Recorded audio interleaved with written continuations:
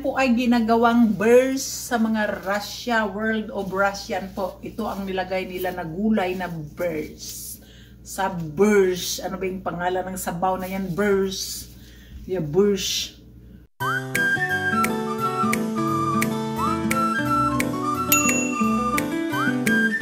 Hello guys, welcome to my channel. Pakilala ko po lang sa inyo ang ating gulay na tinatawag na beetroot. Yan siya guys. Malutay-tay na siya guys dahil ay nilagay ko sa fridge. Nung fresh pa yan siya guys, ay iyon siya ay tumatayo pa. Hindi na siya ngayon fresh dahil ilang araw ko na siya na lagay sa fridge.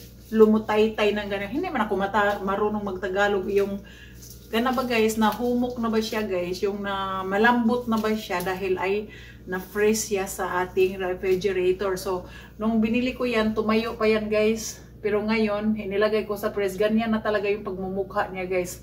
Ito niya guys ay tinatawag na beetroot pala ito. So, yan. Yung mga piraso na itong ganito guys. Itong kaway-kaway niya guys. Kaway-kaway. Itong ganito guys na ano. itong ganito guys. Yung mga dahon-dahon niya po. Yung mga takway-takway niya ay pwede mo siyang ilagay ko ito siya sa sabaw. Pero colorful talaga ang sabaw natin po dahil siya ay nagpupula. O pula. Yan. Yan siya ay. Yan guys. Pumupula yung sabaw natin guys. At saka alam mo naman pag ang sabaw pula, medyo hindi mo kilala, di ba? Hindi mo kilala yung sabaw na pula. Bakit pula yan guys? Bakit pula? Pula yung takway niya guys, pula. Dahil po guys, itong ano guys, itong laman na po guys, para siyang ano guys, para siyang ubi. Kung kilala ninyo yung ubi po, napaka-red pa yan siya sa ubi. Kasi kung minsan ang ubi ay puti. Mostly ang ubi ay purple. Pero ito talaga siya guys, napaka-pula talaga siya. Pero pag ikakat mo yan guys, lalagain mo lang, kakainin mo yan. O kung minsan kakainin mo na lang raw ng ganyan, okay din. Oo. Pero makikita mo rin ito siya, makikita mo to siya sa may mga cans din niya na ilagay na natin sa salad. Yung ganito na siya.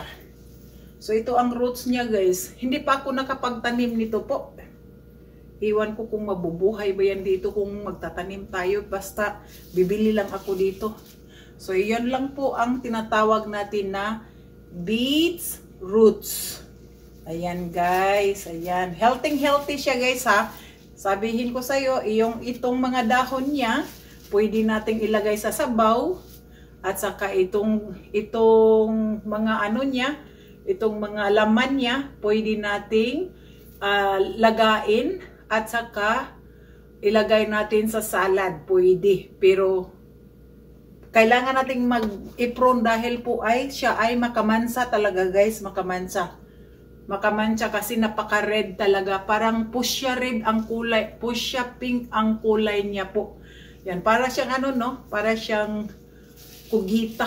Kung makikita mo, para siyang kugita, may mga kaway at saka may ulo, parang alien ba? Oh, parang alien. Ito guys, pakita ko sa inyo yung aking beetroot. Thank you guys for watching. Hindi na kita papakita ng ano kasi basta i-introduce ko lang sa inyo ang beetroots para sa sabaw, salad or iboboil mo, kakainin mo lang. Thank you guys. Vegetables ito guys, vegetables. Thank you guys for watching. Bye-bye.